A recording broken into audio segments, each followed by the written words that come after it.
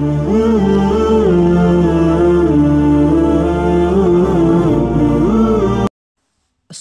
আলাইকুম রহমতুল্লাহি ওবারাকাতুহু।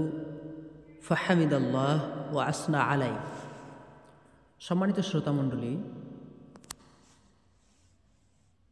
Ibn Battuta রহিমাহুল্লাহর সফরনামা থেকে একটি ভিডিও আলোচনা করেছিলাম, মালদ্বীপের একটি আশ্চর্য ঘটনা। ইবনে বতুতা রহিমাহুল্লাহর সেই সফরনামা থেকে আজকে একটি বিষয় আলোচনা করব। সেটা হচ্ছে ইবনে বতুতা রহিমাহুল্লাহ এবং এক অন্ধ ব্যক্তির আশ্চর্য কাহিনী। 1330 খ্রিস্টাব্দের শেষে হজের পরে আমি মক্কা থেকে ইয়ামেনে রওয়ানা হলাম। কথা ইবনে বতুতা রহিমাহুল্লাহ তিনি নিজেই লিখছেন। প্রথমে জেদ্দা এসে পৌঁছলাম। জেদ্দা সমুদ্র উপকূলে পারস্যবাসীদের দ্বারা তৈরি একটি প্রাচীন শহর। এখানে এসে একটি আশ্চর্য ঘটনা ঘটল। আমার অপরিচিত একজন অন্ধ লোক, যে আমাকে কখনো দেখেনি, আমার নাম ধরে ডেকে হাত ধরে বলল, আংটিটি কোথায়? আমার মক্কা শরীফ ত্যাগ করার পূর্বেই এক ফকির এসে ভিক্ষা চাইল। তখন আমার কাছে দেবার মতো কিছুই ছিল না, একমাত্র সে আংটিটি ছাড়া। তখন আমি সে আংটিটি খুলে সেই ফকিরকে দিয়েছিলাম। আমি অন্ধলোককে এই কথা খুলে বললাম। তখন সে বলল, ফিরে গিয়ে সেটির খোঁজ করো, কারণ তার মধ্যে যে নাম লেখা আছে তাতে বিশেষ গোপন ব্যাপার আছে। আমি তাজ্জব হয়ে গেলাম। তাজ্জব কথাটি আরবি শব্দ, যার বাংলা অর্থ হচ্ছে আশ্চর্য হওয়া। তার এই কথা শুনে এবং তার এইরকম অলৌকিক জ্ঞান দেখে আল্লাহ জানেন এ লোক কে ছিল। শুক্রবার জুমার নামাজের সময় মুয়াজ্জিন এসে শহরের বাসিন্দাদের মসজিদের কতজন হাজির হয়েছে গণনা করে দেখে। তারা সংখ্যায় যদি 40 জন হয় তবে ইমাম জুমার নামাজ পড়ান, আর যদি 40 জনের কম হয় তাহলে তিনি জোহরের নামাজ পড়ান। বিদেশি মুসাফিরের সংখ্যা সেদিন যতই বেশি হোক, এই গণনার সময় তাদের ধরা হয় না। আমরা এখানে এসে একটি নৌকায় উঠলাম। নৌকাকে এখানে বলা হয় জলপা। শরীফ মনসুরের আরেকটি নৌকায় উঠে আমাকেও তাতে উঠতে বললেন, কিন্তু আমি তাতে অস্বীকার করলাম। তার জলপায় উঠানো হয়েছিল অনেকগুলো উট। আমি কখনো সমুদ্র সফর করিনি বলে তার জলপায় উঠতে ভয় হয়েছিল। আমরা অনুকূল বাতাসে 2 দিন চলবার পর বাতাস পাল্টে গেল। তখন আমাদের নৌকা পথ ছেড়ে দূরে যেতে আরম্ভ করল। ঢেউ নৌকায় উঠে আমাদের পায়ে পড়তে লাগলো। আরোহীরা ভয়ে ভীত সন্ত্রস্ত হয়ে উঠল।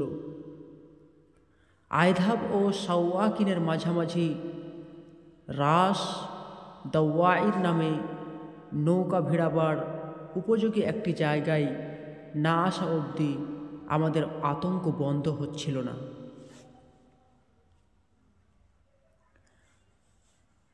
আমরা এখানে তীরে এসে উঠে নল খগড়া দিয়ে মসজিদের আকারে তৈরি একটি ঘর দেখতে পেলাম। তার ভিতরে উট পাখির ডিম, এর খোসা ভর্তি পানি। আমরা সে পানি এবং তা দিয়ে রান্না করলাম। একদল বেজা এলো আমাদের কাছে। আমরা উট ভাড়া করলাম তাদের কাছ থেকে। যে জায়গা দিয়ে আমাদের পথ, সেখানে ছোট ছোট একরকম হরিণ প্রচুর। বেজারা সেসব হরিণ খায় না বলে সে হরিণরা মানুষকে দেখে ভয়ে পালায় না। 2 দিন পথ চলার পর আমরা সাওয়াকিন বা সুয়াকিন নামক দ্বীপে এসে পৌঁছলাম। সমুদ্রকূল থেকে 6 মাইল দূরে অবস্থিত একটি বড় দ্বীপ, কিন্তু এখানে না আছে পানি, না আছে কোনো ফসল, গাছগাছড়া। নৌকা বোঝাই করে এখানে পানি আনা হয়, আর বৃষ্টির পানি সংগ্রহের জন্য রয়েছে বড় বড় চৌবাচ্চা। উট পাখির, হরিণের ও বন্য গাধার গোশত এখানে পাওয়া যায়, আর পাওয়া যায় অনেক ছাগল, দুধ, মাখন ইত্যাদি। সেসব মক্কায় চালান হয়ে যায়। খাদ্যশস্য বলতে এখানে আছে জুরজুর নামে এক ধরনের মোটা দানাওয়ালা ভুট্টা, তাও মক্কায় রপ্তানি হয়ে যায়। আমি সাওয়াকিনে থাকাকালে সেখানকার সুলতান ছিলেন মক্কার আমিরের পুত্র শরীফ জায়েদ। সাওয়াকিন থেকে আমরা জাহাজে উঠে ইয়ামেনের উদ্দেশ্যে রওনা হলাম।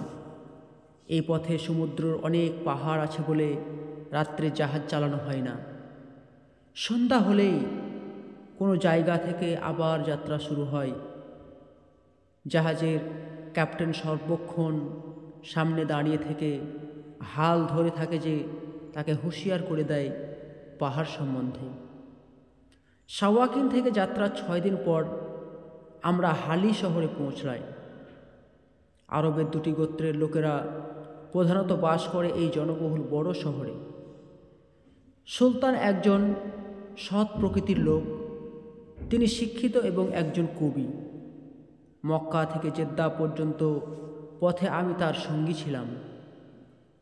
তার শহরে এসে পৌঁছলে তিনি আমার প্রতি অত্যন্ত সদয় ব্যবহার করেন এবং কয়েকদিন অবধি আমার মেহমানি করেন।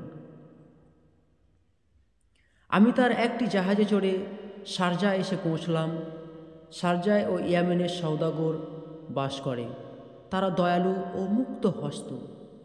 মুসাফিরদের খেতে দেন এবং হজযাত্রীদের সাহায্য করেন। নিজেদের জাহাজ দিয়ে গন্তব্যস্থলে পৌঁছে দেন এবং অর্থ দিয়েও সাহায্য করেন। আমার মাত্র একটি রাত্রি কাটলাম শারজা শহরে তাদের মেহমান হিসাবে।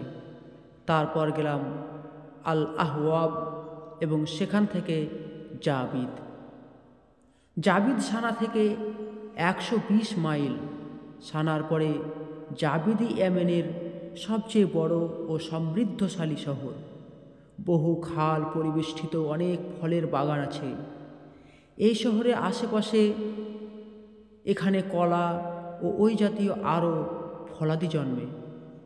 শহরটি দেশের অভ্যন্তরে অবস্থিত, সমুদ্র উপকূলে নয়, এবং একটি দেশের একটি প্রধান শহর।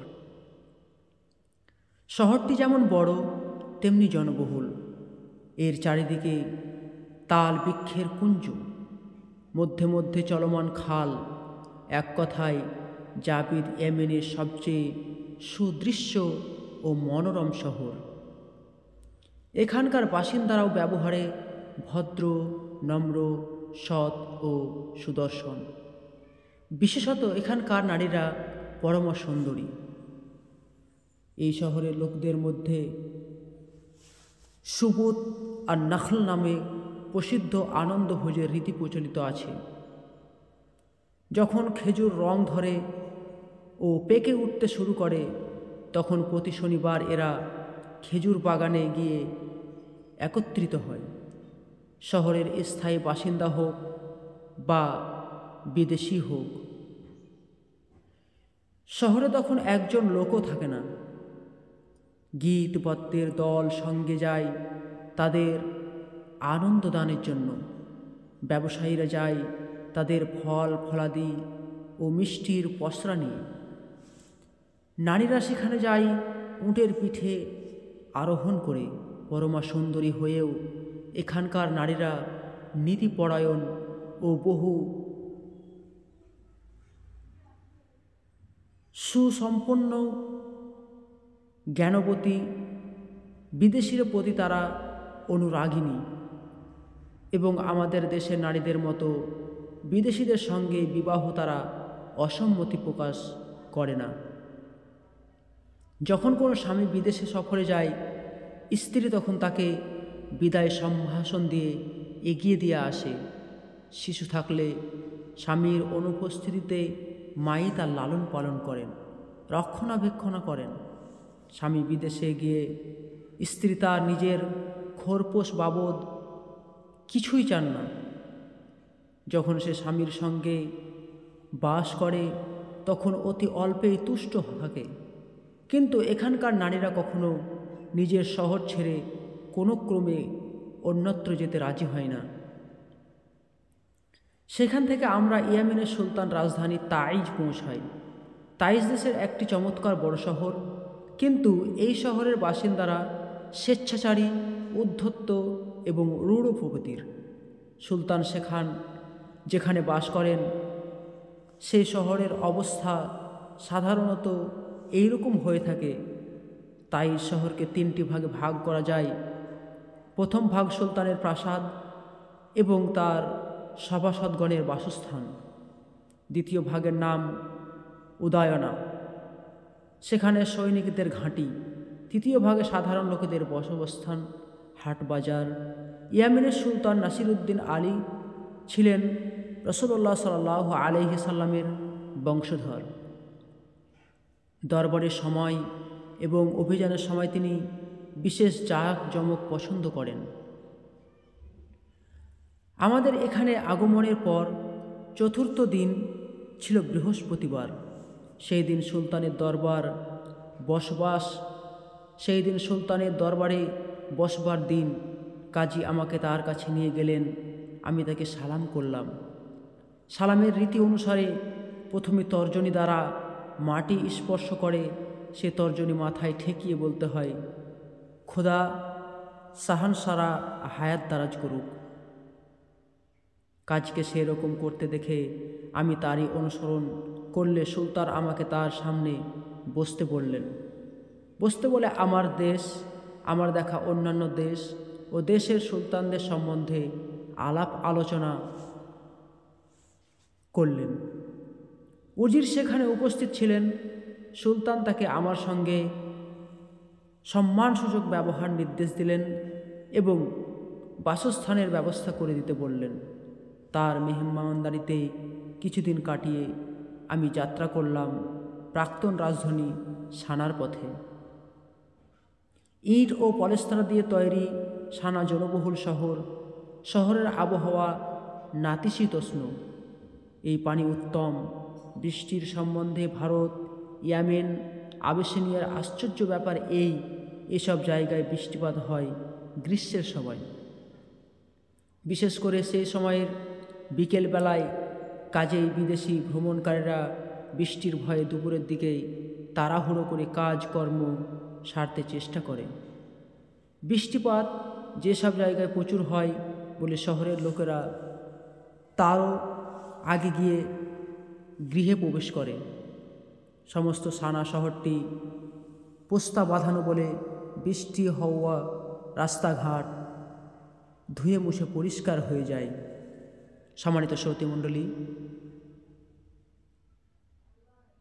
এই বিস্ময়কর কাহিনীর ভিডিওটি লম্বা হওয়ার কারণে এখান থেকে আমি সমাপ্ত করলাম। ভিডিওটি পরবর্তীতে 2য় অধ্যায় আলোচনা করার চেষ্টা করব। পরবর্তীতে আমি এর আগে আশ্রয় চাওয়া প্রার্থনা নিয়ে কয়েকটি ভিডিও আলোচনা করেছিলাম। তো কয়েকটি ভিডিও দেওয়ার পরে আর ভিডিও আলোচনা করা হয়নি বা দেওয়া হয়নি। তো আজকে ইনশাআল্লাহ রহমান আশ্রয় চাওয়া প্রসঙ্গে ভিডিও আপলোড দেব ইনশাআল্লাহ। আল্লাহ যেন আমাদেরকে